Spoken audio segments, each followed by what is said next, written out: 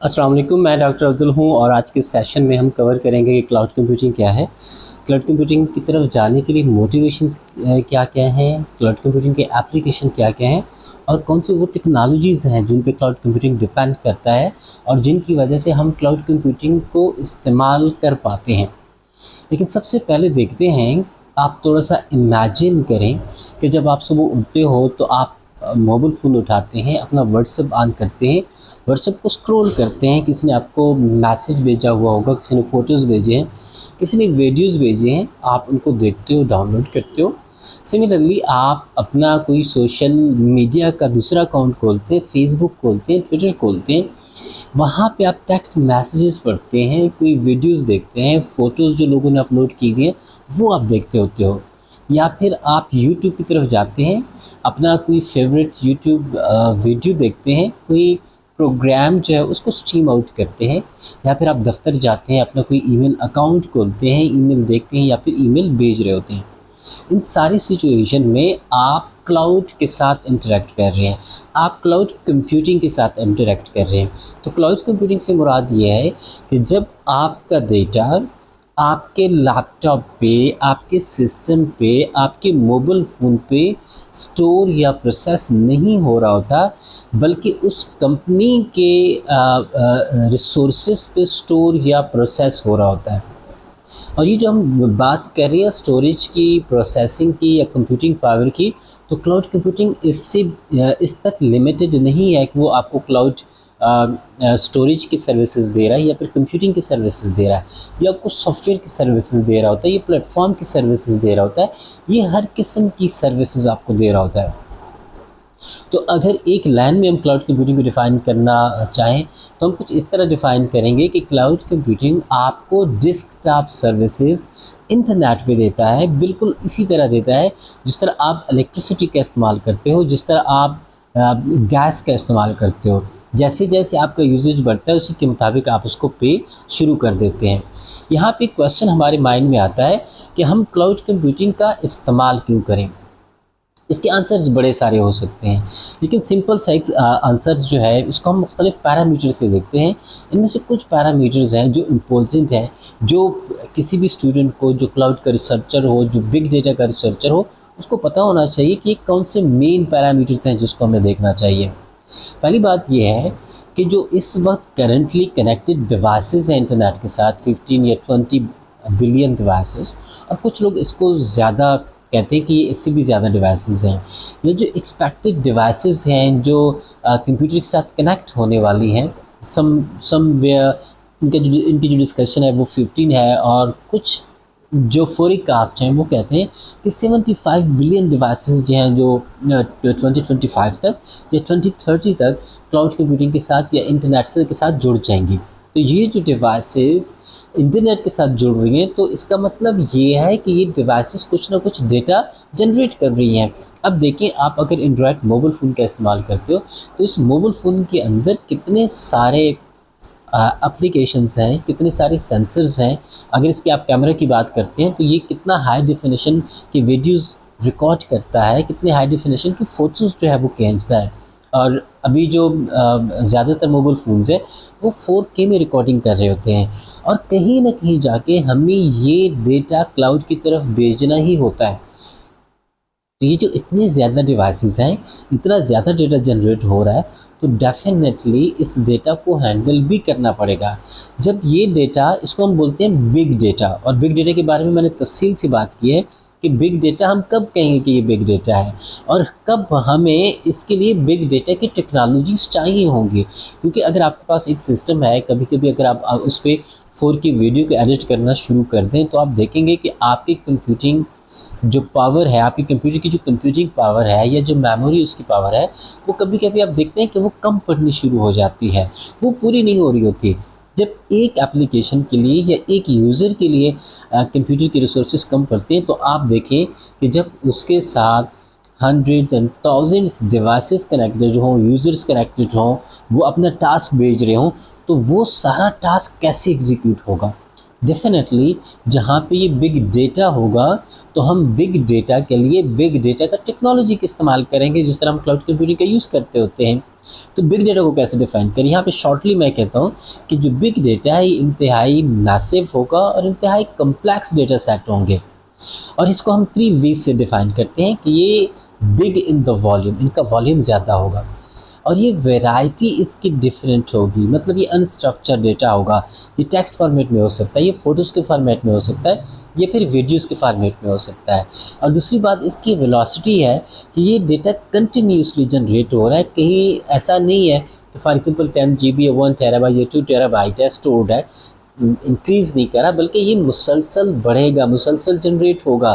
Facebook को आप देख लें, सोशल मीडिया के जितने भी एप्लीकेशंस हैं उनको देख लें, तो उनका डेटा हर सेकंड के साथ, हर मिनट के साथ बढ़ रहा होता है। तो ये ऐसी एप्लीकेशंस हैं जिनका डेटा कंटिन्यूसली बढ़ता है, ये बिग डेटा में आता है, और जहाँ पे बिग डेटा होगा definitely we will need a big data technologies, क्योंकि बिग डेटा को आप ट्रेडिशनल मैथडोलॉजी से या सिंपल मैथडोलॉजी से न एग्जीक्यूट कर सकते हैं, न आप उसको स्टोर कर सकते हैं, और न ही आप उस पर किसी किस्म के एनालिटिकल प्रोसेस अगर आप उसको करना चाहते हो तो वो भी आप उसको नहीं कर पाओगे। तो ये तो एक बिग डेटा से रिलेटेड कुछ इश्यूज़ हैं जिसकी वजह से हमें चाहिए कि हम क्लाउड की तरफ चलें, या क्लाउड को हायर करें, या क्लाउड की टेक्नोलॉजीज़ का यूज़ करते हुए हम इस डेटा को प्रोसेस या फिर स्टोर करते हैं। सेकेंडली, जो बिज़नेस पर्सपेक्टिव है क्लाउड का, कि एक जो बिज़नेस है वो क्यों क्लाउड की तरफ जाएगा, तो इसके नंबर ऑफ़ रीज़न्स हो सकते हैं जिसकी वजह से हम क्लाउड की तरफ जा रहे होते हैं। द फर्स्ट वन इज़ 24/7 कि आपकी जो रिसोर्सेज हैं या जो कंप्यूटिंग या स्टोरेज पावर है वो 24/7 अवेलेबल है। अगर इंटरनेट है तो आप अपने स्टोरेज के साथ, आप अपने किसी भी सॉफ्टवेयर के साथ, किसी भी प्लेटफॉर्म के साथ जिस पे आप काम कर रहे हैं, तो आप उसके साथ कनेक्ट हो सकते हो। सिमिलरली लोअर कास्ट है। अब देखें, अगर आपको एक बिग डेटा एग्जीक्यूट कराना है तो आपको बिग डेटा टेक्नोलॉजीज़ चाहिए, स्टोर करने के लिए भी, प्रोसेस करने के लिए भी, और जब अगर आप उसको बाय करना चाहें तो आप देखें कि ये सर्वर्स कितने महंगे होंगे, और क्या आप अपने बिज़नेस के लिए उसको बाय कर सकते हैं या फिर नहीं कर सकते हैं।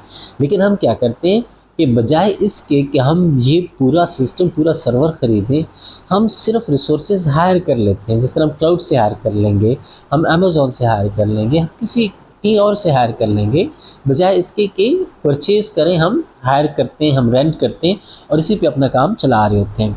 लोकेशन इंडिपेंडेंट है, क्योंकि ऐसा नहीं है कि एक जगह पे इसकी अवेलेबिलिटी होगी, ये क्लाउड पे है, आप उसको हर जगह पे यूटिलाइज़ कर सकते हो।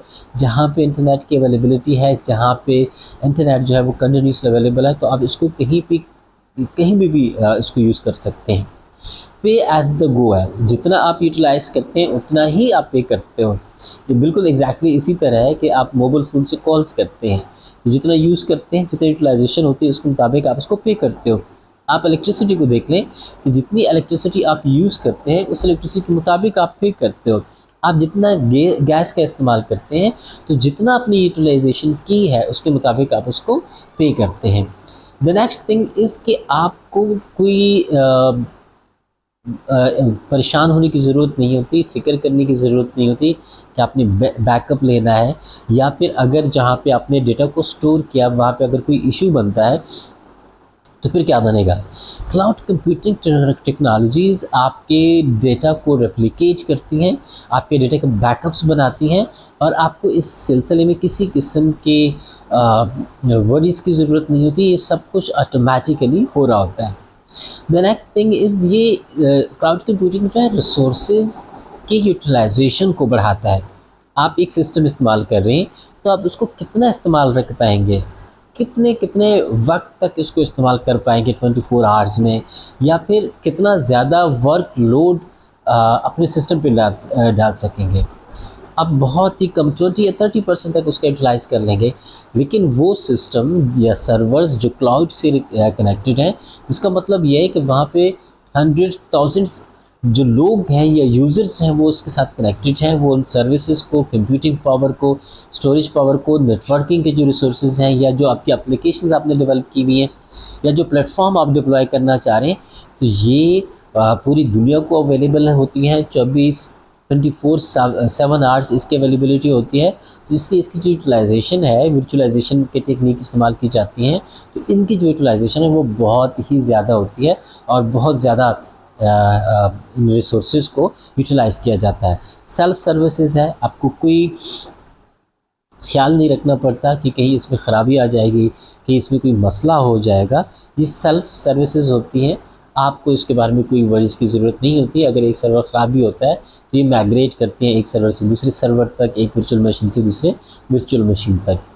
एक बहुत ही ज़बरदस्त जो कैपेबिलिटी है या हम कह सकते हैं कि कैरेक्टरिस्टिक है क्लाउड कंप्यूटिंग की, वो इसकी स्केलेबिलिटी है। आपने एक सिस्टम लिया है, आपके जो सिस्टम है, अगर आपकी जो यूटिलाइजेशन है वो बढ़ती है तो आप उसको कितना अपग्रेड करेंगे, कितना स्केलेबल करेंगे, क्योंकि आप अपने सिस्टम को जो स्केल करेंगे वो तो वर्टिकल स्केलिंग होती है और वर्टिकल स्केलिंग तो लिमिटेड होती है। आप कहाँ तक वर्टिकल स्केलिंग करेंगे, लेकिन जब हम क्लाउड की बात करते हैं तो वहाँ पे हॉरिजॉन्टल स्केलिंग होती है। वर्टिकल स्केलिंग से मुराद ये है कि फॉर एग्जांपल आपने कोई पहले जो आपका जो सीपीयू चल रहा था वो 1.5 या 2.5 था, तो आपने उसको चेंज कर दिया, तो आप कब तक उस प्रोसेसिंग पावर को चेंज करेंगे। ये जो स्टोरेज था पहले 1 TB लगा हुआ था, तो फिर आपने 2 टेराबाइट लगवाया, लेकिन कब तक करेंगे। लेकिन जब हम क्लाउड की तरफ जाते हैं तो हम वर्टिकल स्केलिंग के बजाय हम हॉरिजॉन्टल स्केलिंग की तरफ जाते हैं कि फॉर एग्जांपल एक यूनिट हमने अटैच किया हुआ है कंप्यूटिंग पावर का, वो अगर सफिशिएंट नहीं है तो हम दूसरा पावर अटैच करते हैं, तीसरा अटैच करते हैं, फोर्थ वन अटैच करते हैं। तो जितनी हमारी ज़रूरत होती है ये हम हॉरिजॉन्टल स्केलिंग जो है वो कर रहे होते हैं, हम नोड्स बढ़ा रहे होते हैं, हम डेटा सेंटर्स बढ़ा रहे होते हैं, तो हमें किसी किस्म के इश्यूज़ नहीं रहते इसके स्केलेबिलिटी में। तो ये सारी शो करती है कि cloud computing comparatively to desktop पे अगर हम कोई एप्लीकेशन यूज़ कर रहे हैं तो कंपैरेटिवली उनके ये बहुत बेहतर है। हर वक्त इसकी अवेलेबिलिटी है, हमें इसकी स्केलेबिलिटी का इशू नहीं रहता, हमें कोई इसकी जो रेप्लिकेशन है या जो बैकअप क्रिएट किया जा रहता है हम उसके बारे में नहीं सोच रहे होते। और साथ साथ सिक्योरिटी जो बिग डेटा के साथ एक बहुत बड़ा कंसर्न है। तो जब हम एक अच्छे प्रोवाइडर से ये रिसोर्सेज लेते हैं तो हमें ख़ुद से सिक्योरिटी पे ख़र्च नहीं करना पड़ता कि हम इसको सिक्योर बनाएं, जो बिल्कुल हाईली पेड सर्विसेज हैं हम उनको परचेज़ करें, तो ये हमारा हेडेक नहीं रहता, बल्कि सब कुछ जो क्लाउड प्रोवाइडर्स कंपनी है वो कर रही होती है। अब थोड़ा सा देखते हैं कि मोटिवेशन क्या है, क्लाउड कंप्यूटिंग की तरफ लोग क्यों जा रहे हैं, जो स्टैटिस्टिक हैं वो क्या शो करती हैं। तो इस ग्राफ में आप देख सकते हैं कि अगर हम 2017 में देखें तो 35 बिलियन इन्वेस्टमेंट आपको नज़र आती है और जो डिवाइसेस हैं वो 20 बिलियंस आपको नज़र आ रही हैं और जो डेटा स्फीयर है वो भी तकरीबन 20 ज़ीटाबाइट आपको डेटा नज़र आ रहा है। लेकिन इस ग्राफ को अगर आप आगे देख लें तो ये जो 2025 तक एक्सपेक्टेशन है, इससे पहले आपने एक यहाँ पे एक स्टैटिस्टिक देखी होगी कि जहाँ पे मैंने लिखा था कि जो एक्सपेक्टेशन है वो 50 बिलियन डिवाइसेस हैं अप टू 2025 तक। तो ये डिफरेंट फॉरकास्ट है जो चल रहे होते हैं। जो स्टैटिस्टिक्स जो कि एक वेबसाइट है स्टैटिस्टिक्स के बारे में, उनकी जो स्टैटिस्टिक्स हैं उसके मुताबिक जो टोटल डिवाइसेस एक्सपेक्टेड हैं क्लाउड कंप्यूटिंग से कनेक्ट होने के लिए वो है 75 बिलियन डिवाइसेस। आप देखें कि अगर ये 2025 या 2030 तक 75 बिलियन डिवाइसेस कनेक्ट हो जाती हैं तो ये कितनी बड़ी डिवाइसेस हैं, ये कितना डेटा जनरेट करेंगी और डेफिनेटली ये डेटा जो है वो क्लाउड की तरफ जाएगा और ये क्लाउड को कितना फ्लरिश करेगा। और इन्वेस्टमेंट अगर आप देखें क्लाउड में तो ये 75 बिलियंस हैं और सिमिलरली जो डेटा प्रोड्यूस हो रहा है वो 175 टेराबाइट डेटा प्रोड्यूस हो रहा है, जो कि बहुत ही मैसिव डेटा है। अब थोड़ा सा देखते हैं कि जो क्लाउड की सर्विसेज हैं वो कौन कौन सी हैं। जो डेस्कटॉप की सर्विसेज ऑनलाइन हमें इंटरनेट पे मिल रही होती हैं, जो हमें ऑनलाइन ऑन द वायर मिल रही होती है, तो ये कौन कौन सी हैं। इनको 3 हिस्सों में कैटेगराइज किया गया है: software as a service, platform as a service और infrastructure as a service. Software as a service बात करता है कि जो सॉफ्टवेयर्स हैं वो आपको ऑनलाइन मिल जाएंगे, बजाय इसके कि आप उसको डाउनलोड करो अपने सिस्टम में और ऑफलाइन इस्तेमाल करें। इंस्टॉल करने के बजाय आप उसको ऑनलाइन इस्तेमाल करते हैं। तो जब ऑनलाइन इस्तेमाल करेंगे डेफिनेटली आपकी जो स्टोरेज है वो यूटिलाइज़ नहीं होगी, आपकी जो कंप्यूटिंग पावर है वो यूटिलाइज़ नहीं होगी, आपकी जो मेमोरी है वो आपकी यूटिलाइज़ नहीं होगी। तो कितने सारी वेबसाइट्स हैं या कितने सारी एप्लीकेशंस हैं जिसको हम इस्तेमाल करते हैं, उनकी सर्विसेज को, उनके सॉफ्टवेयर को, और उन पर डिपेंड कर रहे होते हैं।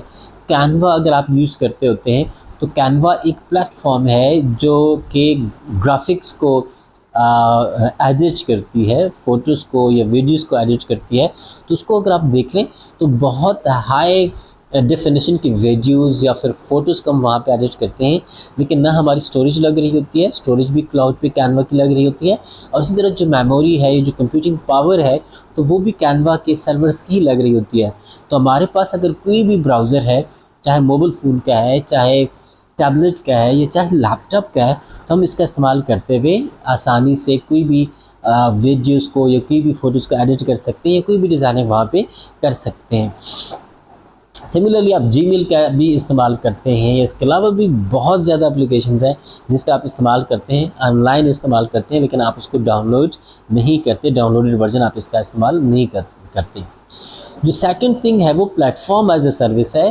प्लेटफॉर्म एज ए सर्विस से मुराद ये है कि जब आप कोई एप्लीकेशन डेवलप करते हो तो बजाय इसके कि आप उसको डाउनलोड करें, विजुअल स्टूडियो जिस तरह हम डाउनलोड करते हैं वहाँ पे उसको डेवलप करें, कोड करें और फिर उसको डिप्लॉय करें, हम सारा कुछ इंटरनेट पे कर रहे होते हैं। इंटरनेट पे कोई भी जिस तरह डिफरेंट हब्स हैं, डिफरेंट कोडिंग हब्स हैं, तो वहाँ पे हम जाते हैं, अकाउंट बनाते हैं, चाहे हमने पाइथन में कोई प्रोग्रामिंग करनी है, हमने सी में करनी है या फिर हमने जावा में करनी है, तो वो हम ऑनलाइन उनके जो डिप्लॉयमेंट टूल्स हैं, प्लेटफॉर्म के टूल्स हैं, उनका इस्तेमाल कर रहे होते हैं, वहीं पे सारा कुछ करते हैं। हमें कोई ज़रूरत नहीं होती कि हम कोई एप्लीकेशन डाउनलोड करने, उनकी जो डिपेंडेंसीज़ हैं उन पे काम करें, पूरा दिन लगाएं उनके कॉन्फ़िगरेशन में और उसके बाद कोडिंग करना शुरू करें। हम सिंपली सारा काम जो है वो क्लाउड पे कर रहे होते हैं। The last one is infrastructure as a service, जो कि ज़रूरी इसलिए है कि हम बेसिकली क्लाउड को इंफ्रास्ट्रक्चर से जानते हैं। यानी जब हम ड्राइव की बात करते हैं या जब हम एंड्रॉयड का इस्तेमाल करते हैं, तो एंड्रॉयड जो गूगल ड्राइव है, जो हमारी एप्लीकेशंस को, हमारे फ़ोटोज़ को या वीडियोज़ को ऑटोमेटिकली कॉपी कर रहा होता है, तो हमारे माइंड में ये आ रहा होता है कि सिर्फ ये क्लाउड है जहाँ पे हमारा डेटा स्टोर हो रहा है, यहाँ पे हाँ हमारा डेटा प्रोसेस हो रहा है। इंफ्रास्ट्रक्चर में स्टोरेज भी आती है, इसमें कंप्यूटिंग पावर भी आ जाती है, इसमें मेमोरी भी आ जाती है और इसमें नेटवर्क भी आ रहा होता है। इसकी जो बेहतरीन मिसाल है वो आप अपने एप्लीकेशन एंड्रॉयड के एप्लीकेशन में देख सकते हैं कि आपका जो ड्राइव है कि आपकी फ़ोटोज़ ऑटोमेटिकली कॉपीज़ हो रही हैं, आपकी वीडियोज़ ऑटोमेटिकली कॉपीज़ हो रही होती हैं, और साथ साथ में जब आप कोई नंबर्स जो हैं वो सेव करना चाहते हैं, तो बजाय इसके कि आप इंटरनेट पे अपने सिस्टम के अंदर सेव करें, अपने कंटेंट के अंदर सेव करें या सिम के अंदर सेव करें, हम क्या करते हैं कि ये सारा कुछ ऑटोमेटिकली क्लाउड में सेव हो रहा होता है, ऑटोमेटिकली जो गूगल ड्राइव है वहाँ पे सेव हो रहा होता है। तो नेक्स्ट टाइम जब हम कहीं से भी लॉगिन करते हैं तो सारा का सारा डेटा वहाँ पे पॉपुलेट हो जाता है, सारा का सारा डेटा वहाँ पे हमारा आ जाता है। तो 3 टाइप की हमने बात की कि सॉफ्टवेयर एज अ सर्विस हो सकता है जब ये सर्विसेज बतौर सॉफ्टवेयर हम ले रहे होते हैं, जिस तरह हम कैनवा में कर रहे होते हैं या फिर ओवरलीफ का आप इस्तेमाल कर रहे हैं, वहाँ पे हम कर रहे होते हैं, या इसके अलावा भी बड़े सारी एप्लीकेशंस हैं जिनका आप इस्तेमाल करते हैं। Second one platform as a service है, जहाँ पे आप डिप्लॉयमेंट या कोडिंग के टूल्स को या मॉनिटरिंग के टूल्स को लेते होते हो। फॉर एग्ज़ाम्पल आप गूगल कोलैब की एग्जांपल ले सकते हैं, या डिफरेंट हब्स हैं जो आपको सर्विसेज देती हैं जहाँ पे आप कोड करते हो और डिप्लॉय करते हो। तो इंफ्रास्ट्रक्चर एज अ सर्विस में आप देख सकते हैं, आप गूगल ड्राइव बहुत ही मशहूर है। आपके मोबाइल फ़ोन में अगर आप एंड्रॉयड इस्तेमाल करते होते हैं तो डेफिनेटली आप इसके बारे में जानते होंगे कि ये आपके फ़ोटोज़ को या वीडियोज़ को ऑटोमेटिकली कॉपी करता होता है, और 25 GB तक फ्री है या फिर 15 GB तक फ्री है। उसके बाद फिर आपको परचेज़ करना पड़ता है अगर आप उस पर कुछ और भी स्टोर करना चाह रहे होते हैं। तो hopefully you will be clear about the SaaS, PaaS और इंफ्रास्ट्रक्चर एज अ सर्विस। अब हम देखते हैं कि डिप्लॉयमेंट मॉडल क्लाउड कंप्यूटिंग के कैसे हैं, कि किस तरह इसको डिप्लॉय किया जाता है। तो जो डिप्लॉयमेंट मॉडल्स हैं इसको 3 कैटेगरीज में बेसिकली कन्वर्ट किया जाता है, somewhere in the 4, but basically these are the 3। जो पहला है कि private cloud computing, second one public cloud computing, और जो थर्ड वन है वो हाइब्रिड है। अब प्राइवेट से क्या मुराद है? प्राइवेट क्लाउड कंप्यूटिंग से मुराद ये है कि एक ऐसा पैराडाइम है जहाँ पे क्लाउड कंप्यूटिंग के रिसोर्सेज सिर्फ और सिर्फ कंपनी तक महदूद हैं, उस कंपनी के लिए प्राइवेट हैं, सिर्फ और सिर्फ जो उसके एम्प्लॉइज़ हैं वो उसको एक्सेस कर सकते हैं। फॉर एग्जाम्पल एक यूनिवर्सिटी है, उन्होंने अपना क्लाउड बनाया हुआ है, तो उनकी जो सॉफ्टवेयर्स हैं या जो भी रिसोर्सेज हैं वो रिस्ट्रिक्टेड हैं कि सिर्फ वो स्टूडेंट्स या फिर एम्प्लॉइज़ यूज़ कर सकेंगे। इसी तरह अगर कोई रजिस्ट्रेशन अथॉरिटी है जो किसी भी मुल्क के रजिस्ट्रेशंस करती होती है, सिटीज़न का रिकॉर्ड रखती होती है, तो ये सिर्फ उस ये जो जितना भी क्लाउड होगा ये सिर्फ रिस्ट्रिक्टेड होगा उन एम्प्लॉइज़ तक जो उस ऑर्गेनाइजेशन में काम करते हैं। या बैंक्स की मिसाल लेते हैं कि बैंक का जितना भी क्लाउड है, जितना भी इंफ्रास्ट्रक्चर है, चाहे वो नेटवर्किंग पावर है, कंप्यूटिंग पावर है या फिर स्टोरेज पावर है, ये सारा का सारा रिस्ट्रिक्टेड है कि सिर्फ बैंक्स ही उसको यूज़ करते हैं। कोई थर्ड पर्सन उसको यूटिलाइज़ नहीं कर सकता, न पब्लिकली उसको इस्तेमाल करने की इजाज़त दी जाती है, न ये रेंट पे दिए जा सकते हैं। The second one is the public cloud computing. Public cloud computing से मुराद ये है कि यहाँ पे जो कंप्यूटिंग के रिसोर्सेज हैं, either their storage, either their infrastructure, software or platform, they are publicly available. मतलब जिस तरह कि एक बंदा या कोई कंपनी अपनी सर्विसेज दे रही होती है और लोग उसको हायर कर रहे होते हैं, एग्जैक्टली जो प्राइवेट पब्लिक क्लाउड कंप्यूटिंग है ये अपने रिसोर्सेज दे रहे होते हैं और लोग ये रिसोर्सेज हायर कर रहे होते हैं। आप गूगल की बात करें तो जो गूगल का क्लाउड है ये अपने सर्विसेज बेच रहे होते हैं और लोग उसको हायर कर रहे होते हैं। हम इस स्टोरेज वन ड्राइव की सूरत में ले रहे होते हैं और इसकी जो एप्लीकेशंस हैं, चाहे वो मॉनिटरिंग का है या जीमेल एक्सेट्रा, ये एप्लीकेशंस हम उनके हायर कर रहे होते हैं। अब जीमेल आपको तो फ्रीली अवेलेबल है क्योंकि आप एक ही ईमेल अकाउंट यूज़ कर रहे हो, लेकिन जहाँ पे आप एक ऑर्गेनाइजेशन के लिए आपको चाहिए होगी तो डेफिनेटली आप इसके रिसोर्सेज को, इसके एप्लीकेशन को हायर करोगे। और definitely platform as a service Google Colab आपको फ्रीली अवेलेबल है, लेकिन बहुत ही लिमिटेड रिसोर्सेज के साथ। लेकिन अगर कोई ऑर्गेनाइजेशन या कोई ऐसा इंडिविजुअल जो वहाँ पे हाई लेवल की एप्लीकेशन डेवलप करना चाहता है, उसको कंप्यूटिंग की पावर चाहिए, जीपीयूज़ की पावर चाहिए, टीपीयूज़ की पावर चाहिए, तो डेफिनेटली वो इन रिसोर्सेज को हायर करेगी।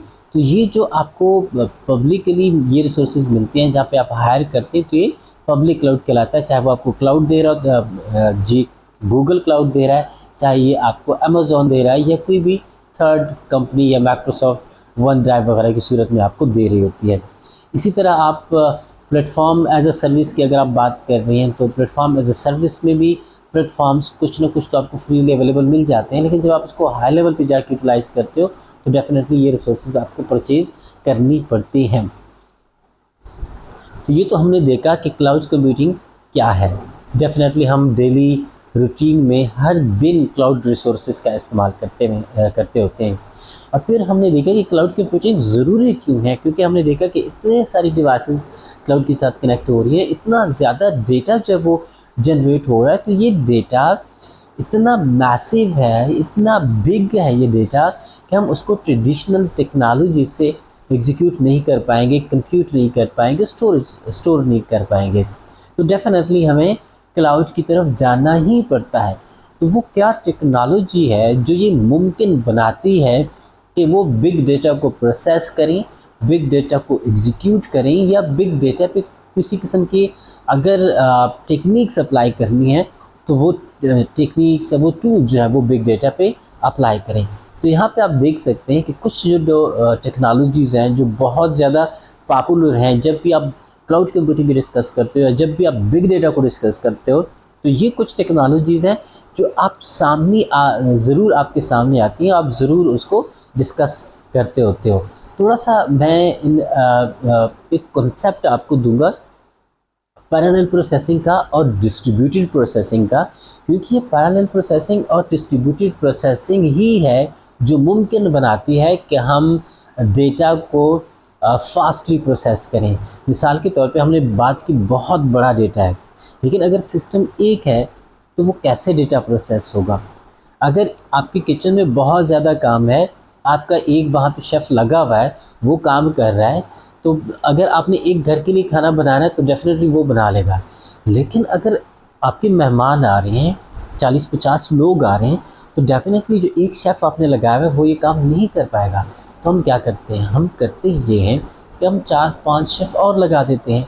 अब जो काम है 40-50 बंदों के लिए खाना बनाने का, वो एक बंदा नहीं कर रहा, वो 4-5 बंदे कर रहे हैं।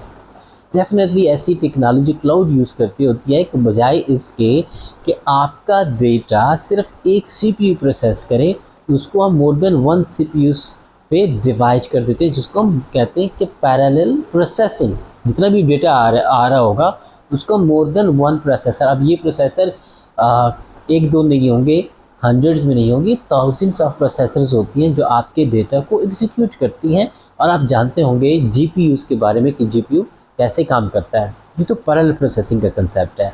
The next thing is a distributed computing या डिस्ट्रीब्यूटेड प्रोसेसिंग। डिस्ट्रीब्यूटेड प्रोसेसिंग से मुराद ये है कि आपका डेटा लोकेशन वाइज प्रोसेस हो, डिस्ट्रीब्यूटेड लोकेशन पे प्रोसेस हो। यदि आपका एक डेटा एक सर्वर पे प्रोसेस हो सकता है, तो कुछ डेटा आपका दूसरे सर्वर पे प्रोसेस हो सकता है। या फिर ये है कि एक रीजन के लिए आपका एक सर्वर काम कर रहा है, वहाँ पे आपका कुछ डेटा प्रोसेस हो रहा है, और एक एरिया के लिए आपका कोई दूसरा सर्वर है जो कि एग्जीक्यूट कर रहा है रिसोर्सेज को, सर्विसेज को, तो दूसरे रीजनल के जितना भी डेटा होगा वो उसको प्रोसेस कर रहा होगा। तो पैरेलल और डिस्ट्रीब्यूटेड कंप्यूटिंग है जो कि आपके इस बिग डेटा को मुमकिन बनाती है कि आपका बिग डेटा एग्जीक्यूट हो। कभी कभी अगर आप यूट्यूब खोलते हैं, अपना फेसबुक खोलते हैं, या फिर व्हाट्सएप वगैरह खोलते हैं, या फिर ट्विटर खोलते हैं, तो आप अपने माइंड में थोड़ा सा सोचिएगा कि आप सिर्फ एक शख्स नहीं हो जो यूट्यूब को इस्तेमाल कर रहा है। अगर आप इस शहर की बात करते हैं तो आपके शहर में भी इस वक्त हज़ारों लोग होंगे जो इस वक्त इस यूट्यूब को इस्तेमाल कर रहे होंगे, और वो 4K में वीडियोस देख सकते हैं या फिर देख रहे होंगे। अगर आपका सिस्टम सिर्फ एक वीडियो एग्जीक्यूट करने पे हैंग हो सकता है, तो आपके शहर के इतने सारे लोगों का डेटा कैसे एग्जीक्यूट हो रहा है। डेफिनेटली इसके पीछे जो कंसेप्ट है वो पैरेलल प्रोसेसिंग का है या फिर डिस्ट्रीब्यूटेड प्रोसेसिंग का है, कि आपको शायद एक सीपीयू मिला हुआ हो। अगर आपकी बहुत ज़्यादा रिक्वायरमेंट है तो आपकी एक वर्चुअल मशीन इस किस्म का मिला हुआ होगा कि उसमें high power processors, high power memories वगैरह होंगी। तो पैरेलल कंप्यूटिंग और डिस्ट्रीब्यूटेड कंप्यूटिंग ही है जो कि क्लाउड कंप्यूटिंग को मुमकिन बनाती हैं। इसके पीछे वर्चुअलाइजेशन की एक टेक्निक है। वर्चुअलाइजेशन से मुराद ये है कि अगर अंडरलाइंग हमारी एक रिसोर्स है, एक कंप्यूटिंग रिसोर्स है, कोई सीपीयू है, तो सीपीयू को मोर देन 1 यूज़र्स में इस तरह डिवाइड कर देना कि वो सोच रहे हो कि ये सिस्टम मेरे लिए रिजर्व्ड है। हालांकि ये जो कंप्यूटिंग पावर है, ये जो सीपीयू है, ये जो जीपीयू है, वो 100 और 1000 पीपल के अंदर डिवाइड हो सकता है।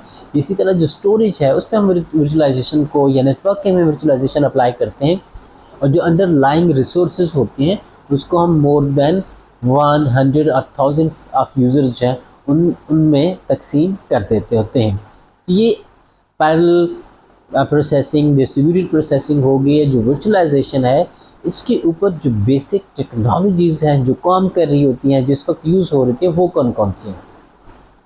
हडूप के बारे में शायद आपने सुना हो। ये एक ऐसी टेक्नोलॉजी है, एक ऐसी एप्लीकेशन है हडूप फाइल सिस्टम। जिस तरह हम विंडोज़ का इस्तेमाल करते हैं, इसी तरह हडूप है जो कि बिग डेटा को प्रोसेस करती है, बिग डेटा को एग्जीक्यूट करती है और बिग डेटा को स्टोर करती है। अब हडूप काम कैसे करती है? हडूप काम ऐसे करती है कि फॉर एग्जांपल आपके पास 10, 15 या 30 जितने भी कंप्यूटर्स हैं, जिसको हम बोलते हैं कि वर्किंग नोड्स हैं। तो ये जो वर्किंग नोड्स हैं ना, इनमें एक मास्टर नोड होगा। अब जितनी भी रिक्वेस्ट्स आ रही होती हैं कि मास्टर नोड्स की तरफ ही आएंगी।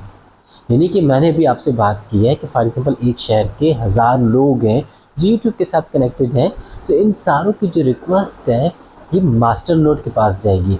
अब जो मास्टर नोड है उसके साथ बहुत सारे सर्वर नोड्स होंगे, सर्वर कंप्यूटर्स होंगे, या फिर किसी किस्म के रिसोर्सेज हो सकती हैं।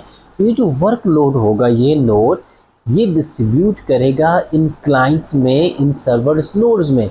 अब ये वहाँ पे एग्जीक्यूट होंगे, तो जब ये वहाँ पे एग्जीक्यूट होंगे तो दोबारा कंबाइन होके, जिसको अमूमन हम टेक्निकली बोलते हैं कि रिड्यूस होना, तो रिड्यूस होके दोबारा सर्वर के पास आएंगे।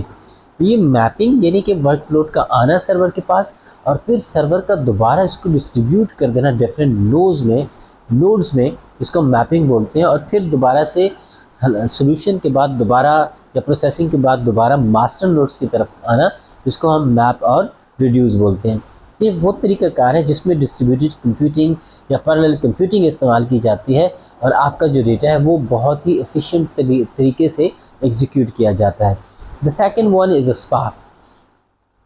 स्पार्क अलग से कोई एप्लीकेशन नहीं है, ये भी हडूप पे ही डिपेंड करती है। जो हडूप का फाइल सिस्टम है उसका इस्तेमाल कर रहा होता है, या जो हडूप मैप और रिड्यूस कर रहा होता है उसका इस्तेमाल कर रहा होता है। लेकिन जो स्पार्क है वो पर्टिकुलरली डेटा को प्रोसेस करने में, या जो एनालिटिकल प्रोसेसिंग है डेटा की, जहाँ पे हम बिग डेटा को मशीन लर्निंग के एल्गोरिदम के ज़रिए से प्रोसेस करते हैं फॉर डिफरेंट इंसाइट्स वगैरह, वहाँ पे हम स्पार्क को अमूमन इस्तेमाल करते होते हैं। अब स्पार्क जो है वो हडूप से 200 टाइम फास्टर है। क्यों फास्टर है? क्योंकि स्पार्क जो डेटा प्रोसेस करता है वो विद इन द मेमोरी करता है। जो हडूप है, हडूप से अगर हम डेटा को प्रोसेस करवाएंगे तो वो ट्रेडिशनल मेथडोलॉजी यूज़ करेगा, स्टोरेज से डेटा को उठाना और फिर उसको प्रोसेस करना। लेकिन स्पार्क जो है वो with in the memory data को प्रोसेस करता है, और उसकी जो स्पीड है वो बहुत ज़्यादा, यूजुअली अबाउट 200 टाइम फास्टर है हडूप से। तो बेसिकली हडूप और स्पार्क या जो वर्चुअलाइजेशन है, या जो पैरेलल या डिस्ट्रीब्यूटेड कंप्यूटिंग है, ये बेसिक टेक्निक्स हैं जो कि यूटिलाइज हो रही होती हैं डेटा को प्रोसेस करने में। The next one is the no SQL database. SQL databases का तो हमें पता है कि सीक्वल डेटाबेसेस क्या है, यानी कि वो डेटा जो रिलेशनल डेटाबेस में स्टोर हो, जो टेबुलर फॉर्मेट में स्टोर हो, उनका तो हमें पता है, हम इसको इस्तेमाल भी कर रहे होते हैं।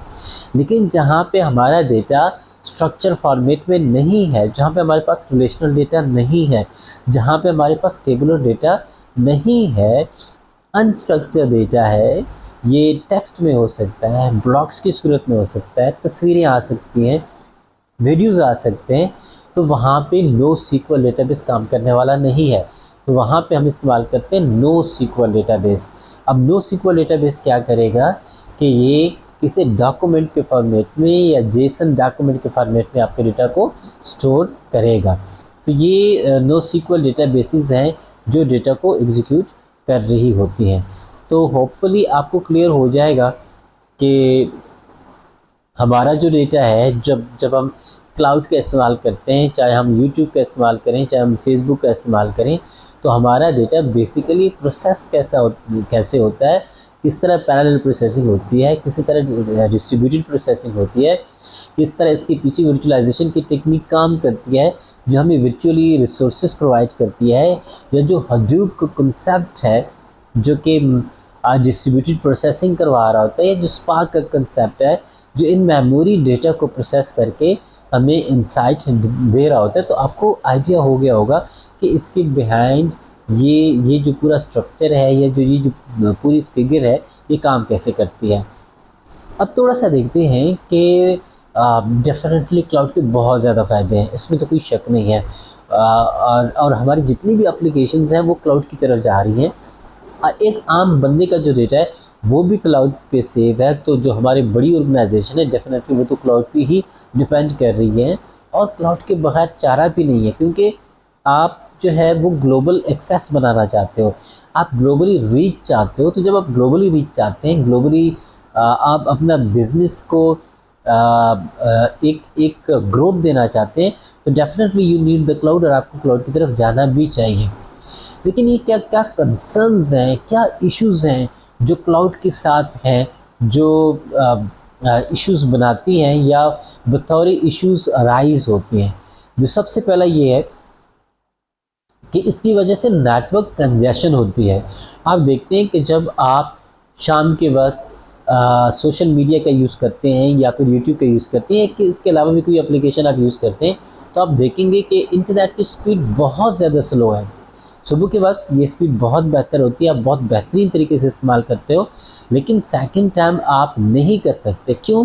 क्योंकि हर शख्स एंगेज होता है इंटरनेट पे, वो या तो स्ट्रीमिंग कर रहा होता है या सोशल मीडिया देख रहा होता है या फिर दोस्तों से या रिलेटिव से बात कर रहा होता है। तो इस वक्त डेटा, इस बिग डेटा की वजह से पूरा नेटवर्क कंजेस्ट हो जाता है, क्योंकि ये डेटा जो डिवाइसेस जनरेट करती हैं, जो मोबाइल फ़ोन जनरेट कर रहा होता है, तो ये सारा का सारा डेटा क्लाउड की तरफ जा रहा होता है।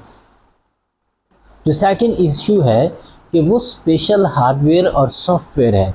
जब भी आपके पास बिग डेटा होगा या क्लाउड पे आप काम करेंगे या क्लाउड कंप्यूटिंग पे आप अपना डेटा को प्रोसेस करवाएंगे, तो वहाँ पे आप ट्रेडिशनल कंप्यूटिंग पावर्स या जो ट्रेडिशनल स्टोरेज पावर है या जो मेमोरीज़ की है, तो वो नहीं चलती होती हैं, या जो एक्सपर्टीज़ है, आम एक्सपर्टीज़ के साथ आप काम नहीं चला सकते। आपको स्पेशल हार्डवेयर चाहिए, आपको स्पेशल सॉफ्टवेयर चाहिए और आपको स्पेशल एक्सपर्ट्स चाहिए। तो अगर आपके पास ये एक्सपर्ट्स नहीं होंगे तो डेफ़िनेटली आप क्लाउड को रन नहीं कर पाएंगे, और डेफ़िनेटली आपको पे करना पड़ता है स्पेशल हार्डवेयर के लिए भी, स्पेशल सॉफ्टवेयर के लिए भी, और अगर आप स्पेशल एक्सपर्ट्स को हायर करते हैं तो इसके लिए भी आपको पे करना पड़ेगा। द नेक्स्ट थिंग जो इसकी तरफ आती है वो प्राइवेसी भी है, वो सिक्योरिटी भी है। दो के क्लाउड इंश्योर करता है कि आपका डेटा सिक्योर है, ये प्राइवेट है, किसी किस्म की प्राइवेसी के इश्यूज़ नहीं है, लेकिन अगर हमारा डेटा उनके साथ सेफ है तो हम कैसे ट्रस्ट कर सकते हैं कि हमारा डेटा सिक्योर है या फिर सेफ है। इसकी मिसाल मैं एक ऐसी दूंगा कि लास्ट टाइम मैं मोटरवे पे ट्रैवल कर रहा था, तो जैसे ही मैं मोटरवे पे इंटर हुआ हूँ तो मुझे एक मैसेज रिसीव हुआ है और मेरी सेलुलर कंपनी की तरफ से, और वो एक कंपनी को प्रमोट करना चाह रहे थे कि जब आप मोटरवे पे ट्रैवल कर रहे हैं तो इस कंपनी को आप यूटिलाइज़ कीजिए और इतना आप डिस्काउंट लीजिए। अब देखें, जो मेरा सेलुलर है वो मेरे लोकेशन का जो क्लाउड में इनके साथ पड़ा हुआ है, या जो मेरा डेटा है उसको एडवर्टीजमेंट पर्पस के लिए यूज़ कर रहा है और थर्ड पार्टी के साथ शेयर कर रहा है। तो अगर एक सेलुलर कंपनी ये कर सकती है तो डेफिनेटली जो बड़ी कंपनीज़ हैं आप उसको फुली ट्रस्ट नहीं कर सकते कि वो आपके डेटा को प्राइवेट रखेंगी, आपका डेटा सिक्योर होगा। और डेफिनेटली आपको तो पता ही नहीं है कि आपका डेटा कहाँ पे है, कहाँ पे सेव है, कहाँ पे आपका डेटा जो है वो रेप्लिकेट हो रहा है।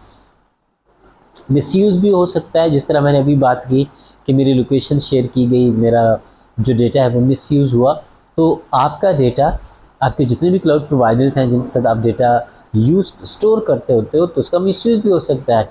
इसके एग्जांपल आप टिकटॉक का देख लें कि टिकटॉक पे इस वक्त एक कानूनी जंग छिड़ी हुई है अमेरिका और चाइना के दरमियान, क्योंकि जो अमेरिका है वो कहते हैं कि जो हमारा डेटा है, जो हमारे सिटीज़न का डेटा है वो सिक्योर नहीं है। जो चाइना की गवर्नमेंट है वो उस डेटा तक एक्सेस रखती है या इस डेटा को एक्सेस कर सकती है। डेफिनेटली सेम कंसर्न्स जो हैं वो इंडिया के भी हैं, उनकी भी यही कंसर्न्स हैं कि जो चाइना की गवर्नमेंट है उन की जो एक्सेस है वो टिकटॉक के सर्वर्स तक है। तो ये किसी हद तक ये कंसर्न्स दुरुस्त भी होते हैं, क्योंकि जो भी डेटा क्लाउड पे होगा तो प्रोवाइड किसी को भी एक्सेस दे सकता है। डिफरेंट साइबर लॉज भी हैं क्लाउड कंप्यूटिंग के साथ। तो फॉर एग्जांपल आप यहाँ पे कुछ काम कर रहे हो लेकिन डेटा आपका अमेरिका में स्टोर्ड है, कहीं और किसी और जगह पे स्टोर्ड है, तो यहाँ के जो साइबर रूल्स हैं वो डिफरेंट होंगे। लेकिन जब आप किसी और मुल्क में जाते हैं तो वहाँ पे साइबर रूल्स डिफरेंट होंगे। तो जो साइबर रूल्स डिफ़र हो जाते हैं, एक जगह पे एक साइबर रूल चल रहा है, दूसरी जगह पे दूसरा साइबर रूल चल रहा है, तो ये मुश्किल बना सकती हैं। यहाँ पे अपने कंटेंट बनाया वो कुछ डिफरेंट रूल्स रेगुलेशन के साथ था, लेकिन जब दूसरे मुल्क में ये कंटेंट शो होगा तो वहाँ पे कुछ डिफरेंट रूल्स रेगुलेशंस होंगे जो कि मुख्तलिफ किस्म के कंसर्न्स बना सकती हैं। डाउटेड एक्यूरेसीज भी एक कंसर्न्स है क्लाउड कंप्यूटिंग के साथ, क्योंकि जो भी डेटा क्लाउड पे स्टोर होगा अगर कोई उसको यूटिलाइज़ करेगा तो एग्जैक्टली आप नहीं कह सकते कि जो डेटा है वो दुरुस्त है या फिर नहीं है। तो हम थोड़ा सा देखते हैं, ये क्लाउड कंप्यूटिंग के बारे में था, हम थोड़ा सा दोबारा से देखते हैं कि क्लाउड कंप्यूटिंग है क्या और क्लाउड कंप्यूटिंग क्यों ज़रूरी है। क्लाउड कंप्यूटिंग एक यूटिलिटी सर्विसेज की तरह है जो आपको डेस्कटॉप के सर्विसेज ऑन द इंटरनेट आपको दे रहा होता है। आपको बाय करने की ज़रूरत नहीं होती कि आप कंप्यूटिंग पावर ख़रीदें या फिर स्टोरेज की पावर ख़रीदें, और जितना आप यूटिलाइज़ करते हो उसके मुताबिक आप पे करते हो। बिल्कुल इसी तरह जिस तरह आप इलेक्ट्रिसिटी का बिल पे करते हैं या फिर आप गैस का बिल पे करते हैं। दूसरी बात ये होती है कि क्यों ज़रूरी है क्लाउड कंप्यूटिंग की तरफ जाना। अगर थोड़ा सा टेक्निकली हम सोचें तो इतना जो डिवाइसेस हैं जो इंटरनेट के साथ कनेक्ट हो रही हैं, ये डिवाइसेस जितना मैसिव डेटा जनरेट कर रही हैं, तो इतना मैसिव डेटा को प्रोसेस करने के लिए हम बिग डेटा की टेक्नोलॉजीज़ चाहिए होती है। तो डेफिनेटली जो क्लाउड कंप्यूटिंग है ये बिग डेटा को हैंडल कर रही होती है। और इसके अलावा अगर बिजनेस पर्सपेक्टिव से अगर हम देखें तो डिफरेंट लॉजिक्स हैं, क्योंकि इसकी जो अवेलेबिलिटी है वो 24/7 है। आप सिर्फ लोअर कास्ट के साथ इसको रेंट कर सकते हो, बजाय इसके कि आप सारी सर्विसेज खरीदें। लोकेशन इंडिपेंडेंट है, जहाँ पे भी इंटरनेट अवेलेबल है तो वहाँ पे ये रिसोर्सेज अवेलेबल हैं। जितना आप इस्तेमाल करेंगे उतना ही आप पे करते हैं। आपको बैकअप या रिकवरी जो इसकी है इसके बारे में आपको फिक्रमंद होने की ज़रूरत नहीं होती, ये ऑटोमेटिकली सारा कुछ हो रहा होता है। क्योंकि ये चीज़ें क्लाउड पे हैं और मिलियंस जो लोग हैं या यूज़र्स हैं वो कनेक्टेड होते हैं, तो ये जितना भी डेटा होगा, जितने भी रिसोर्सेज होंगे, ये हाईली यूटिलाइज्ड होंगे। स्केलेबिलिटी का इशू नहीं है। अगर हम एक आम सिस्टम की बात करते हैं तो वहाँ पे स्केलेबिलिटी की इश्यूज आ जाती हैं, क्योंकि एक आम सिस्टम को आप स्केल नहीं कर सकते, वहाँ पे डिफरेंट किस्म की इश्यूज आ सकती हैं। लेकिन यहाँ पे ये मसला नहीं होता। जितने भी यूज़र बढ़ते हैं उसके मुताबिक जो स्केलेबिलिटी है, चाहे वो कंप्यूटिंग की है, चाहे वो स्टोरेज की है, चाहे वो नेटवर्क की है, उसको आसानी से बढ़ाया जा सकता है। इसी तरह जो क्लाउड कंप्यूटिंग के रिसोर्सेज थी वो हमने कैटेगराइज की 3 कैटेगरीज में, कि सॉफ्टवेयर एज ए सर्विस जो कि सॉफ्टवेयर को प्रोवाइड कर रही होती हैं, प्लेटफॉर्म एज ए सर्विस जो कि प्लेटफॉर्म को प्रोवाइड कर रही होती हैं, इंफ्रास्ट्रक्चर एज ए सर्विस जो कि इंफ्रास्ट्रक्चर को प्रोवाइड कर रही होती हैं। और डेफिनेटली जो डिप्लॉयमेंट मॉडल्स हैं वो प्राइवेट हैं, जो कि प्राइवेट है किसी ऑर्गेनाइजेशन तक, पब्लिक है जो कि पब्लिकली अवेलेबल हैं। अगर कोई भी इसको हायर करना चाहता है, रेंट करना चाहता है तो वो उसको कर सकता है। और the third one is the hybrid है, जो कि प्राइवेट भी हो सकती है, पब्लिक भी हो सकती है। इसकी मिसाल एक यूनिवर्सिटी की हो सकती है। फॉर एग्जांपल एक यूनिवर्सिटी है और वो अपने रिसोर्सेज जो हैं वो इंसोर्स करना चाहती है, उसके साथ ज़्यादा रिसोर्सेज हैं, तो वो अपने रिसोर्सेज को बतौर पब्लिक क्लाउड भी प्रोवाइड कर सकती है। इसी तरह हमने टेक्नोलॉजीज़ देखी, हमने देखा कि पैरेलल प्रोसेसिंग से क्या मुराद है, डिस्ट्रीब्यूटेड प्रोसेसिंग से क्या मुराद है, वर्चुअलाइजेशन से क्या मुराद है, हडूप और स्पार्क इन चीज़ों को कैसे मुमकिन बनाते हैं, और जो NoSQL डेटाबेसेस हैं वो किस तरह इन डेटा को या इस बिग डेटा को स्टोर करती हैं या प्रोसेस करती हैं।